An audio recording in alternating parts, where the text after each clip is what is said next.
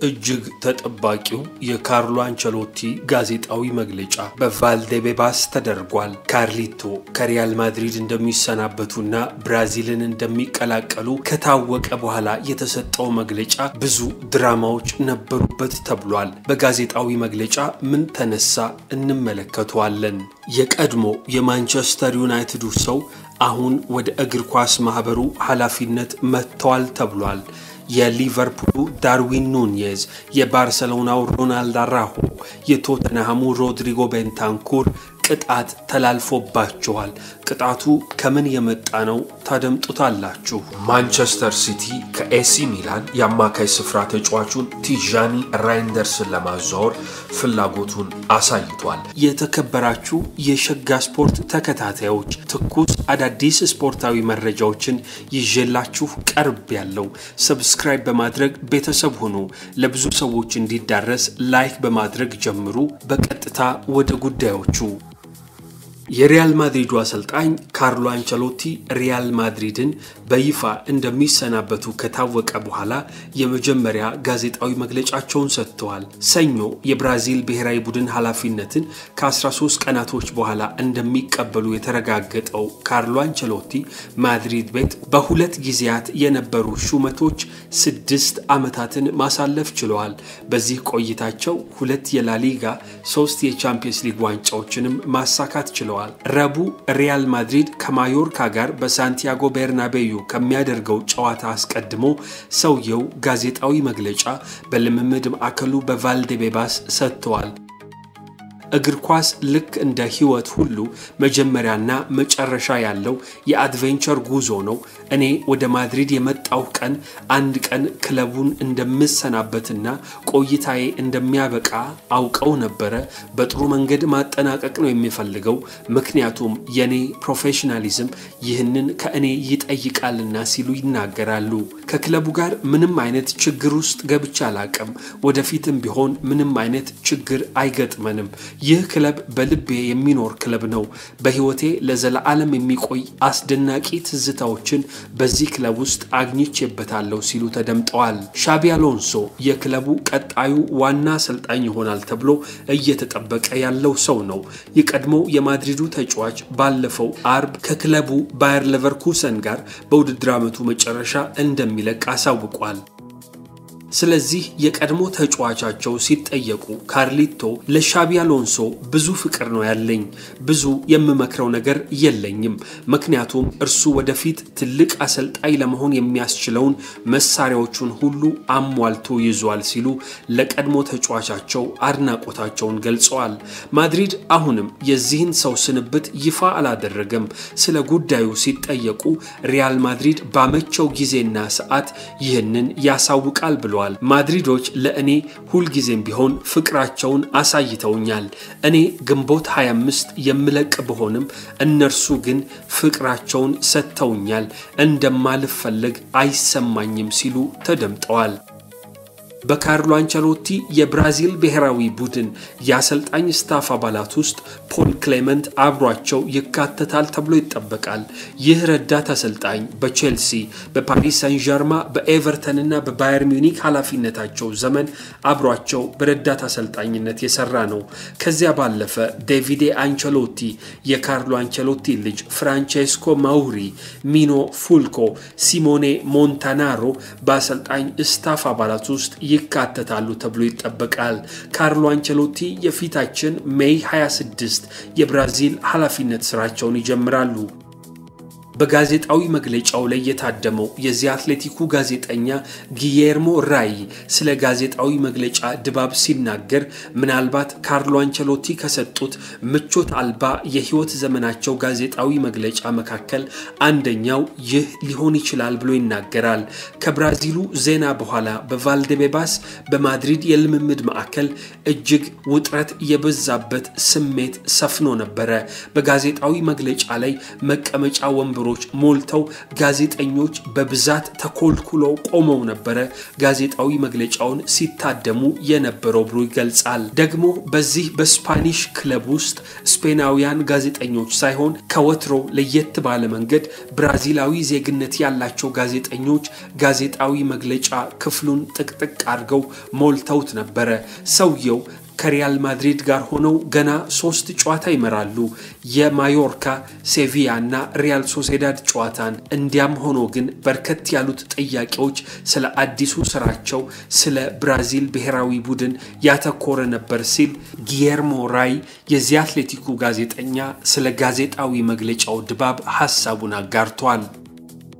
የዩቲዩብ ተከታታዮች ሰብስክራይብ በማድረግ ቤተሰብ መሆን እንዳትዘነጉ፣ ላይክ እና ሼር በማድረግ ለሌሎች እንዲዳረስም አድርጉ። የሊቨርፑሉ የአጥቂ ስፍራ ተጫዋች ዳርዊን ኑኔዝ እና የቶተናም ሆትስፐርሱ አማካይ ሮድሪጎ ቤንታንኩርን ጨምሮ 5 የዩሩጓይ ብሔራዊ ቡድን ተጫዋቾች የግድ ቅጣታቸው እንዲነሳላቸው ለዓለም አቀፉ የስፖርት ግልግል ፍርድ ቤት ያስገቡት አቤቱታ ውድቅ ተደርጎባቸዋል።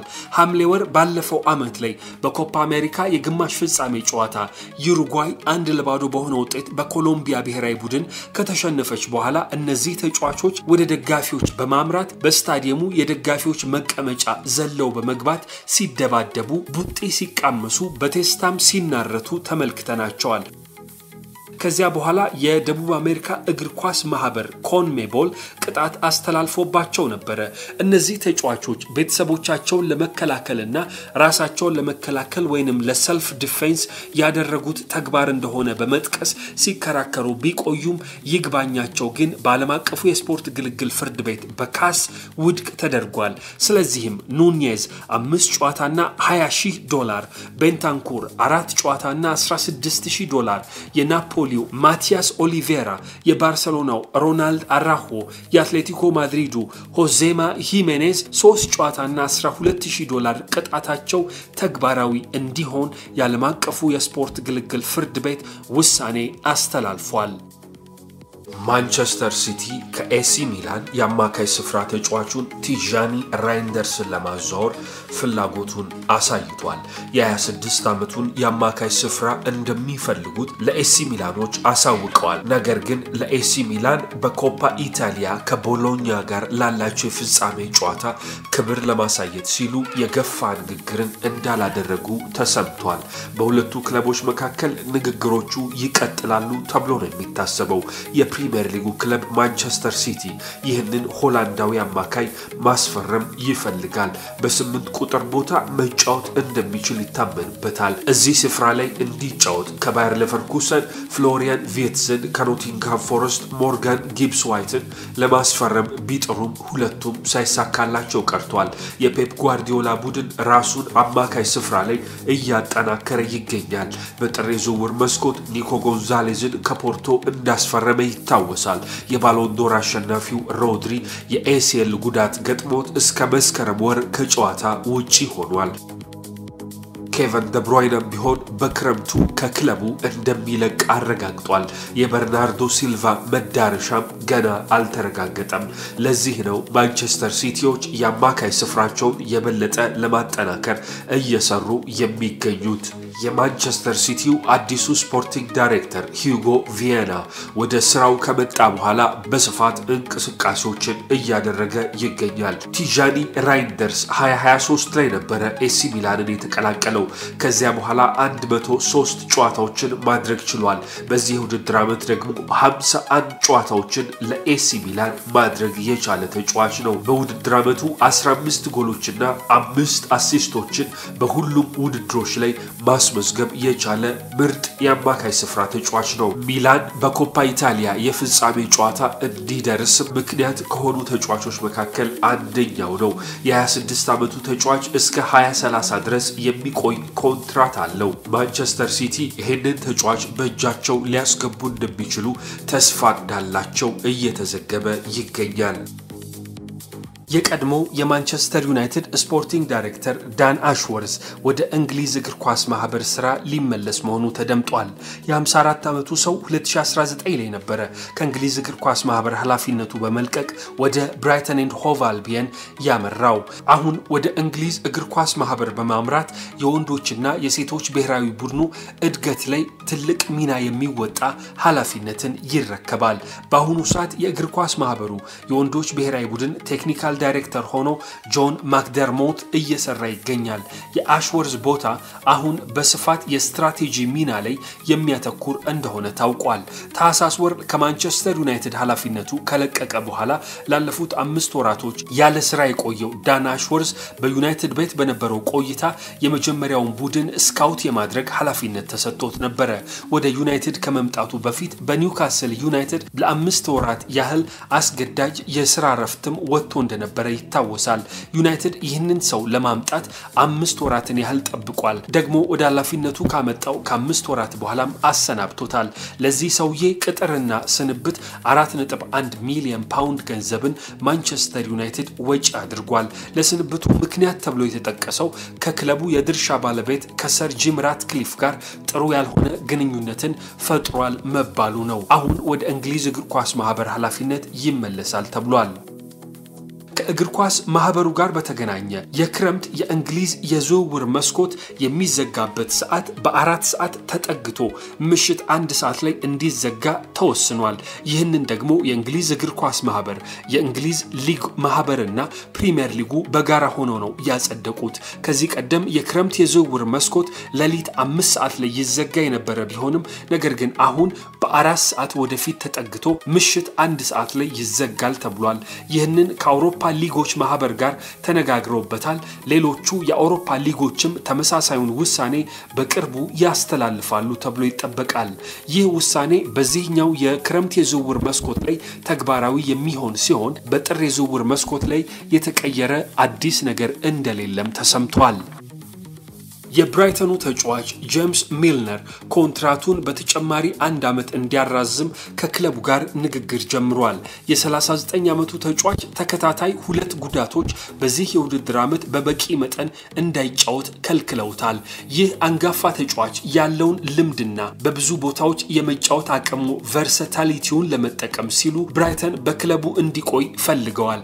ለወጣት ተጫዋቾቻቸው ብዙ ነገሮችን እንዲያስተምርላቸው ይፈልጋሉ። በእርግጥ ይህ ተጫዋች በተጫዋችነት በአሰልጣኝ ስታፍ አባልነት ወይ ደግሞ በተጫዋች አሰልጣኝነት ፕሌየር ኮች ሚና ነው የሚቀጥለው የሚለው እስካሁን አልተወሰነም። ነገር ግን በቡድኑ እንዲቆይ ፍላጎታቸውን አሳይተዋል። ይህ የ39 ዓመት ተጫዋች 637 የፕሪሚየር ሊግ ጨዋታዎችን አድርጓል። በፕሪሚየር ሊግ ታሪክ ብዙ ጨዋታ ያደረገው ጋሬዝ ባሪ በ16 ጨዋታ ብቻ ነው የሚበልጠው። ጋሬዝ ባሪ 653 ሲያደርግ ጄምስ ሚልነር ደግሞ 637 አድርጓል። ለ23 ዓመታት በቆየ የፕሮፌሽናል እግር ኳስ ተጫዋችነት ዘመኑ በሊድስ ዩናይትድ፣ በኒውካስል፣ በአስቶን ቪላ፣ በማንቸስተር ሲቲ እና በሊቨርፑል የመሳሰሉ ክለቦች ተጫውቶ ማሳለፍ የቻለ ነው። በመጨረሻም የኤቨርተኑ ሜዳ ጉዲሰን ፓርክ እንደማይፈርስ ታውቋል። ኤቨርተን በአዲሱ የውድድር ዓመት የወንዶች ቡድኑ በአዲሱ ስታዲየም በብራምሊ ሞርዶክ ጨዋታውን ያደርጋል። ይህንን ስታዲየም ለመገንባት ከ800 ሚሊዮን ፓውንድ በላይ ወጪ አድርገዋል።